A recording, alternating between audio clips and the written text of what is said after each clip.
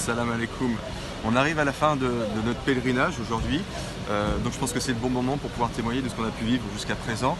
Je pense qu'une des choses qu'il faut prendre en compte, c'est la patience du début jusqu'à la fin. On le dit sur tout le long du voyage, mais c'est quelque chose qu'on comprend qu'à la fin. L'organisation également. L'organisation, on peut toujours prendre un peu à partie les organisateurs, parce que ça ne se passe jamais comme prévu, en effet, mais je pense qu'au bout du compte, on comprend vraiment ce qu'ils sont en train de vivre par rapport à, d'un côté, les pèlerins et d'autre côté, l'organisation au niveau de l'Arabie Saoudite.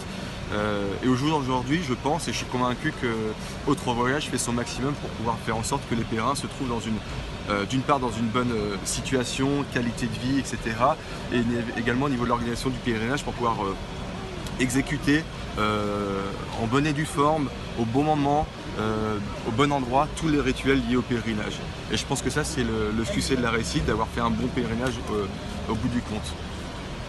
La patience, on en a parlé. Les hôtels également. Les hôtels sont placés dans des endroits assez judicieux par rapport à la mosquée au niveau de Médine. On est juste à quelques centaines de mètres, voire peut-être même moins, c'est à quelques minutes à pied. 60 mètres. 60 mètres, voilà, c'est à quelques minutes à pied. Donc c'est quand même un confort exceptionnel. D'un point de vue plus personnel, Médine, c'est un endroit où en fait, on réalise l'intérêt spirituel qu'une seule fois qu'on a quitté Médine, qu'on est arrivé à Mecca en fait. Parce que là, on se rend, en tout cas vis-à-vis de moi, de ce que j'ai pu vivre, on se rend compte qu'il y a un vrai lien fort lorsqu'on est dans la mosquée, avec Dieu, etc. Malheureusement, on s'en rend compte qu'une fois qu'on est à Mecca. Ensuite, à Mecca, effectivement, l'hôtel, on est au pied en fait, du haram. On peut à la fois prier au niveau du haram ou bien au niveau de la mosquée. Il est d'excellente qualité, il n'y a rien à redire par rapport à ça. Voilà. Vous êtes prêt si le prochain candidat pour Hajj prend contact avec vous si oui, tout à fait. Donc ça c'est une proposition, voilà. Parce qu'encore une fois, il y a beaucoup de choses dont on s'en rend compte à la fin du pèlerinage, pas au début, ou étape par étape. Il y a toujours effectivement des choses à critiquer, des choses qui nous plaisent un peu moins, etc. Je pense qu'il faut le prendre sur soi. Donc ça c'est des choses que nous on peut expliquer par téléphone si vous le souhaitez. Voilà, ça veut dire que vous êtes prêt à mettre votre adresse mail.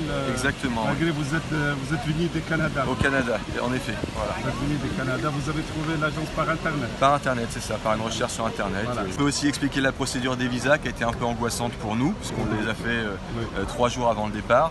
Mais c'est comme ça, et on ne peut rien y faire. Donc il faut juste. Ça aussi on peut l'expliquer. Oui, parce que vous êtes venu 4 jours avant le départ. C'est ça, exactement. Voilà. On est venu le 5 pour partir le 9. Elle a fait le maximum pour assurer le visa. Alhamdoulilah, vous êtes là. Et vous avez pris contact avec nous depuis. Ça c'est bien. Ça, on a pris contact avec vous vraiment en avance, c'était au mois de novembre. Je crois, début novembre pour un départ. Merci beaucoup, je suis content pour vous. Pour tous les pèlerins, d'autres voyages et même les autres pèlerins.